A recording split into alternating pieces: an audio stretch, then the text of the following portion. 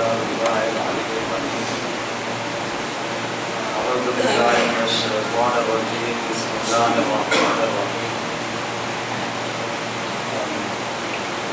الحمد لله رب العالمين، وصلى الله على محمد وآله الطيبين الطاهرين، ولعنة الله على أعدائهم أجمعين من يومنا هذا إلى قيام يوم الدين.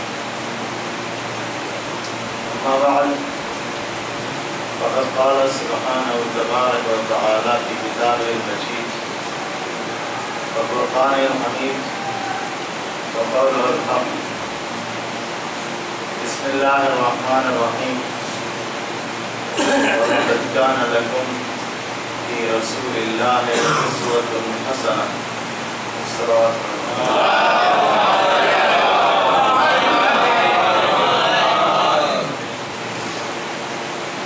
خداوند عالم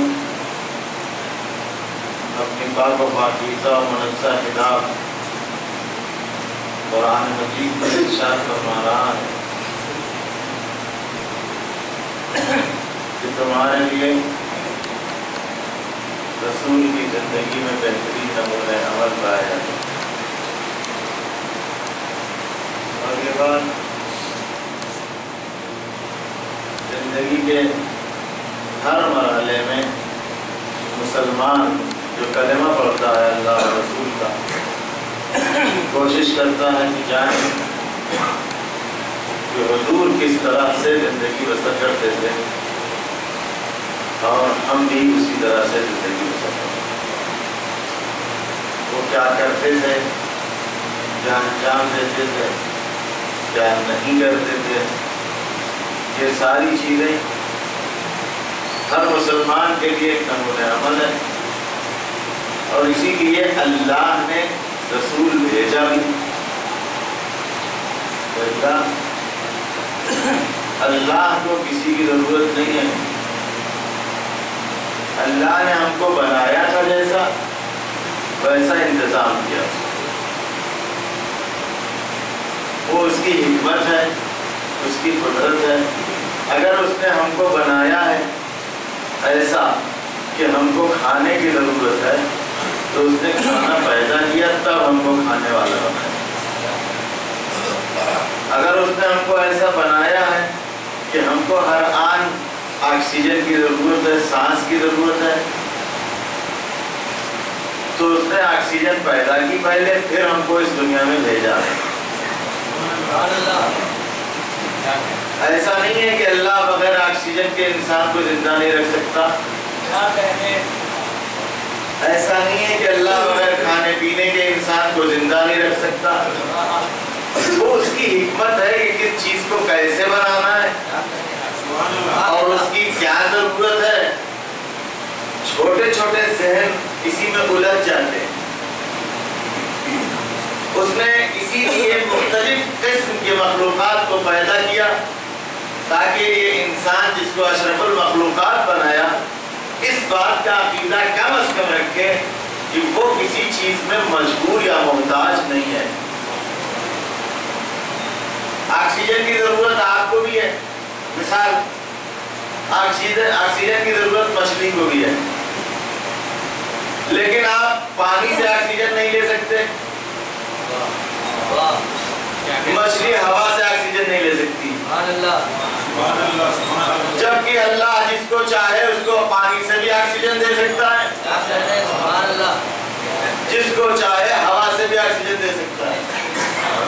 ساری چیزیں آگ میں جا کے جل جاتی ہیں. کچھ جاندار ایسے بھی پیدا کیے اللہ نے جو آگ میں زندہ رہتے ہیں. یہ اس کا مطلب یہ نہیں ہے کہ وہ مجبور ہے، کر سکتا. اس نے اپنی حکمت کے تحت ایک سسٹم بنایا. اسی لیے انسان کو بنایا تھا کہ اس کو جب تک کوئی نمونہ عمل نہ ملے، کوئی سکھانے والا نہ ملے، کوئی پڑھانے والا نہ ملے، کوئی بتانے والا نہ ملے، تو اس کے لیے سیکھنا اور صحیح راستے پر چلنا مشکل ہے. جبکہ اس نے اسی دنیا میں کچھ ایسے جاندار بھی بنائے کہ جن کو نہ کسی کے سکھانے کی ضرورت ہے نہ کسی کے پڑھانے کی ضرورت ہے. آپ ایک معمولی سی شہد کی مکھی کو لے لیجئے، آپ کے ذہن اور آپ کے دماغ کے مقابل میں اس کا کوئی تقابل ہی نہیں ہے، لیکن اس کو اپنا گھر بنانے کے لیے کسی انجینئر کے پاس سیکھنا نہیں پڑتا، کسی کالج کے پاس جانا نہیں، کالج میں جا کے اس کو ڈگری نہیں لینی پڑتی، کوئی بھی اسکیل لے کر کے اس کو ماپنا نہیں پڑتا، وہ اپنے گھر کے سارے کھانے اسی طرح سے مرتب اور منظم بنا لیتی۔ اس کو ویسا پیدا کیا تھا اللہ نے تو ویسا ذہن دیا۔ انسان کو جب ایسا پیدا کیا کہ اس کو کسی سکھانے والے کی ضرورت ہے، کسی پڑھانے والے کی ضرورت ہے، کسی کو دیکھ کے اس کو عمل کرنے کی ضرورت ہے، تو اس نے اسی طرح سے کچھ ایسے ہادی بھیجے کہ جس کو دیکھ کر کے یہ انسان صحیح راستے پر چلے۔ تو ایسا نہیں ہے کہ ہادی کے سکھائے ہوئے راستے پر چلنا اللہ کو چھوڑ دینا ہے، شرک نہیں ہے، بلکہ وہی توحید ہے کہ جو اللہ نے سسٹم بنایا ہے اس کو فالو کیا جائے۔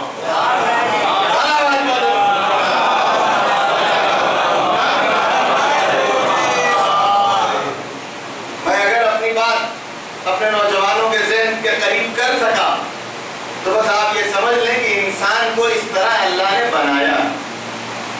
ضروری نہیں ہے کہ اس کی ہر حکمت انسان کے معمولی سے ذہن میں، جس کو وہ بہت کچھ سمجھتا ہے، جو انسان اپنے ذہن کو بہت کچھ سمجھتا ہے، اس ذہن کے ذریعے سے انسان نہیں معلوم کہاں کہاں چلا جاتا ہے۔ اس کو اتنا معلوم ہونا چاہیے کہ خدا اس ذات کا نام ہے جس نے اس ذہن کو پیدا کیا۔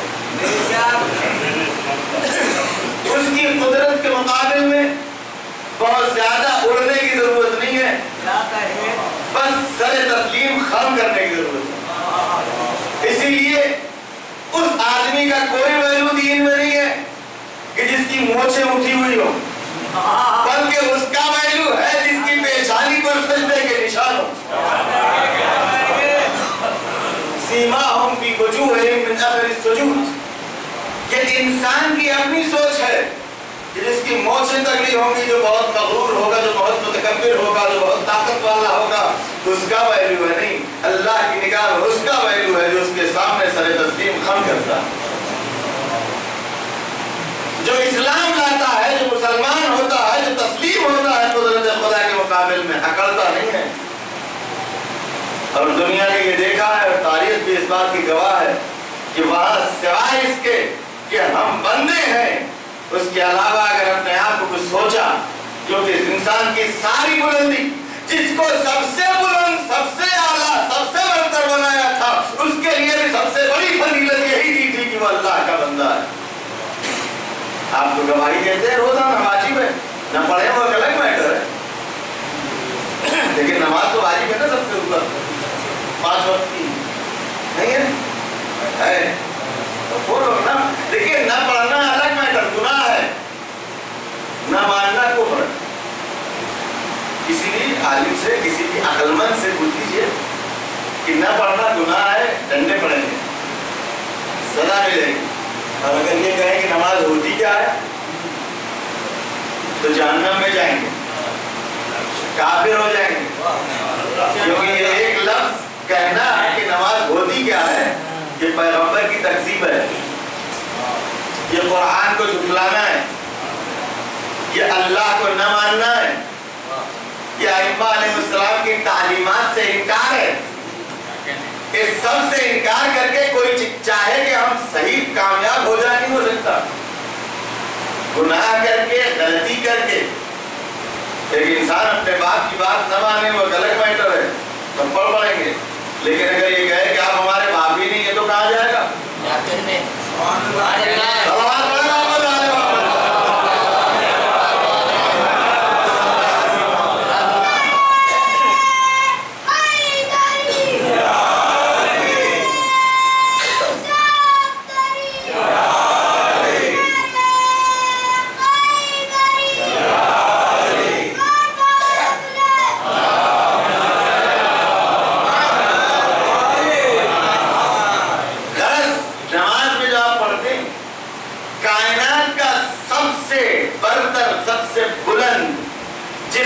سب سے اعلیٰ مخلوق اللہ نے قرار دیا وہ کون ہے؟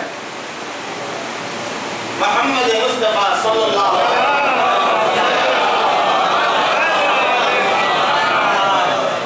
جس کے لیے ارشاد ہوا لولا کہ لما خلقت الافلاک، میرے حبیب تم نہ ہوتے تو میں یہ کائنات خلق نہ کرتا۔ اس کی بلندی اور بزرگی کیا ہے جو آپ گواہی دیتے ہیں کلمہ پڑھنے کے باوجود، اشہد ان محمدن عبدہ و رسولہ، یعنی سارے رتبے سے بڑھ کر کے رتبہ کس کا ہے کہ اللہ کے سامنے بندے بنو۔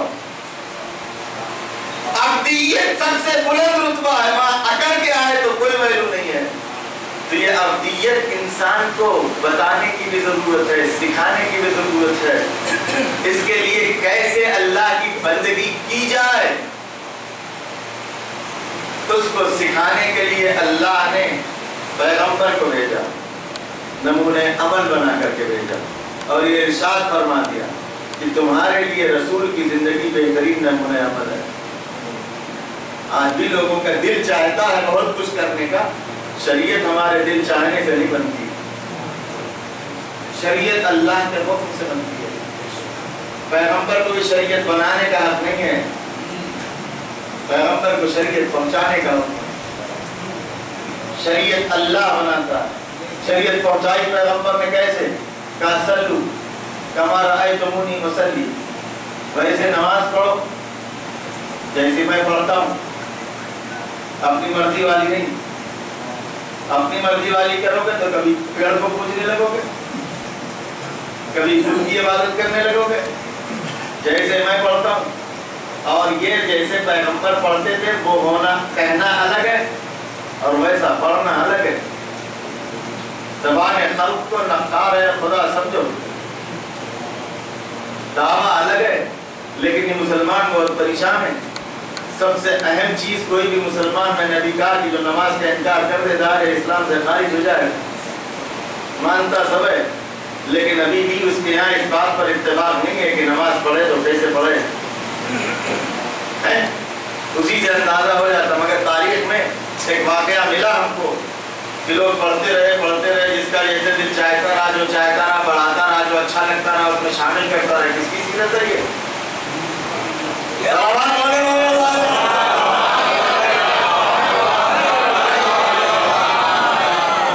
ایسے کھڑے ہونا ذرا اچھا لگنے لگا تو نماز میں بھی ویسے ہی کھڑے ہونا۔ اگر کسی نے جگانے کے لیے ایک جملہ کہہ دیا بڑھیا لگا تو کہا اذان میں بھی یہی شامل کر دو۔ ٹائم نہیں آنا، بولتے وقت ہے۔ لوگ اب جیسے دل چاہتا رہا کرتے رہے، لوگ بھی بیچارے کیا کریں۔ آج اتنا ترقی یافتہ زمانہ ہونے کے باوجود بھی تو لوگ منمانی شامل کر لے رہے ہیں جو چاہتے ہیں دین میں۔ اس زمانے میں تو اتنی ٹیکنالوجی بھی نہیں تھی۔ ایک بات بتا دیں آپ کو، ٹیکنالوجی کے بڑھنے کا جتنا فائدہ اتنا نقصان بھی ہے۔ ہمیشہ ہوش کو سنبھال کے رکھیے، آواز برقرار ہے۔ فلاں صاحب نے کہا نہیں، ایک معیار معین کیجیے۔ واٹس ایپ پہ آیا ہے، وائبر کا میسج ہے، فیس بک پہ چل رہا ہے، کہاں سے آیا؟ قرآن میں کیا کہا؟ جب کوئی خبر آئے تو ذرا تفتیش کرو۔ ایک صاحب جن کو جانتے ہیں آپ صبح سے شام تک ہزار جھوٹ بولتے ہیں، انہوں نے کہا حدیث میں مان لیا آپ نے؟ آپ کا دل کا وعدہ کرتا ہے یہ کہ جھوٹا بے ایمان جس کا جو ہے دن صبح سے شام تک کا ایک عمل کا اعتبار نہیں ہے، وہ آگے اس کو یہ معلوم ہے کہ کہے گا میں کہہ رہا ہوں تو نہیں سنیں گے، لہذا کہا امام نے فرما دیا۔ کہاں کہا، کب کہا، کیسے کہا، کس سے کہا؟ پھر جس کا معیار ہوگا یا بس ایسے ہی؟ یہ وجہ کیا ہے؟ دیکھ لیجیے، ایک بات بتا دوں کہ اگر ہم در اہل بیت سے وابستہ ہیں تو ہمارے لیے ان کی زندگی سے نمونہ عمل لینا پڑے گا۔ ظلم اور بے رحمی کے خلاف خاموشی اس کی تائید ہے اور ہم بھی اس میں شامل ہیں۔ لہذا کچھ نہیں کر سکتے جہاں وہاں کم از کم قلب سے اس بات کے ذات اور بیہودہ ہے، غلط کہہ رہا۔ اگر نہیں ہمت ہے بولنے کی تو کم از کم اس کو ادھر ادھر جا کے بیان تو نہ کریں، اور حق کے خلاف آواز اٹھانا، اس کو نہ ماننا، اس کو تسلیم نہ کرنا، یہ حوالے نہ دیں۔ دیکھیں دل پر کسی کا قابو نہیں ہے، دل پر کسی کا قابو نہیں ہے، اس پر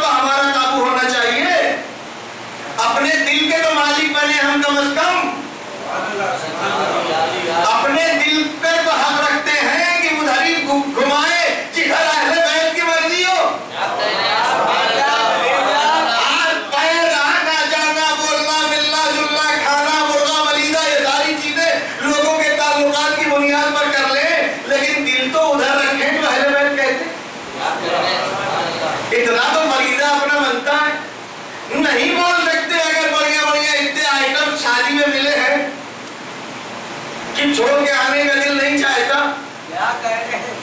مگر اتنا اپنے دل سے تو بولے کہ کم وقت گانا لگا کے ہم کو کھانا کھلا رہا ہے، یہ اہل بیت علیہ السلام کی تعلیم کے خلاف کر رہا ہے۔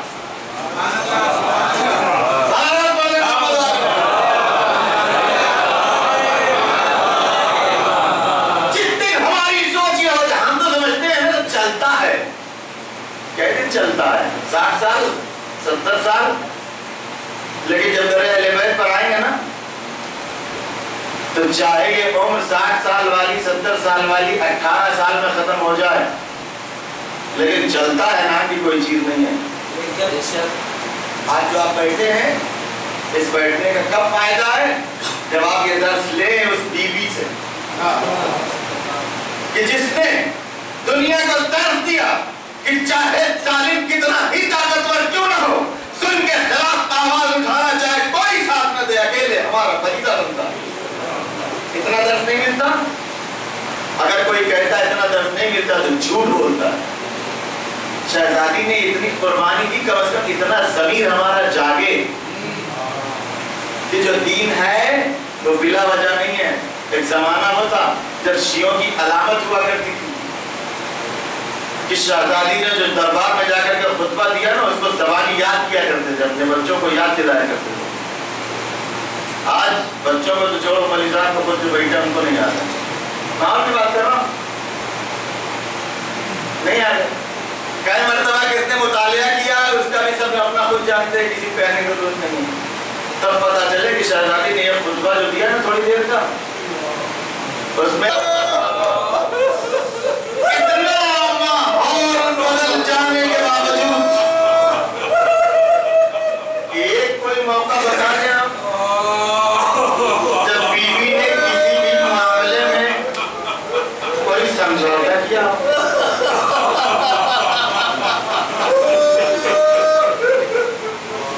اور ایسا نہیں ہے کہ دنیا نے دیکھا نہیں تھا۔ عظمت کیا ہے؟ آج سارا مسلمان اس بات پر مرا جا رہا ہے کہ پیغمبر نے جو کیا ہے وہ ہمارے لیے کرنا ضروری ہے۔ پیغمبر نے فاطمہ کا احترام نہیں کیا تھا،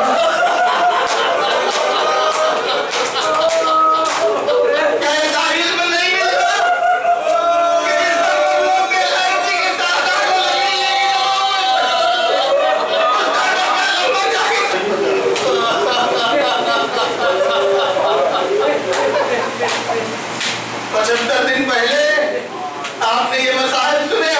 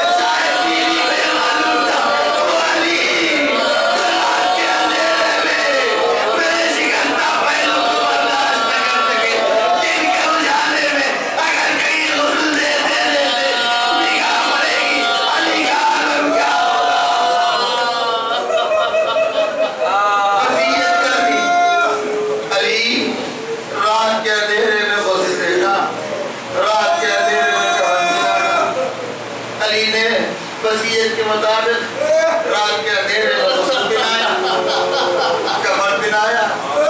کوئی علی کے دل سے پوچھے، وہ بیوی جو علی کا سہارا تھی، وہ بیوی جو حسن و حسین کا دلاسا دیتی تھی، وہ بیوی جو علی کے بچوں کو کس طرح سے پروان چڑھا رہی تھی، اس علی کے دل پر کیا گزری اور کس عالم میں علی نے کہا بچوں آؤ ماں کا آخری دیدار کر لو۔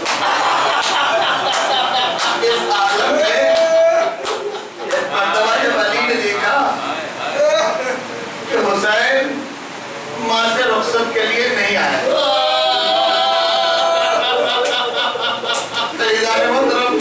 آپ پورے مسائل تو کیا کروں، مجبوری کوئی توجہ نہ کرنے کہ فاطمہ کا کیا عالم ہے۔ وہ بیوی جس کا پہلو شکستہ ہوا اعجاز میں دیکھا، دروازہ جلایا گیا، بیوی اشارہ کرتی قیامت آ جاتی، لیکن بیوی نے اعجاز میں دکھایا۔ مسجد میں صرف کہا تھا، علی نے کہا نہیں بددعا نہیں کرنا۔ وہ بیوی اب اس وقت کس وجہ سے اعجاز سے کام لے رہی ہے تاکہ دنیا یہ جانے کہ کتنا عزیز رکھتی ہے فاطمہ۔ جس بیوی نے اعجاز سے کام نہ لیا تھا، حسین کے دل کو کس طرح سے سہارا دینا کتنا ضروری تھا کہ جس فاطمہ نے زندگی میں کبھی اعجاز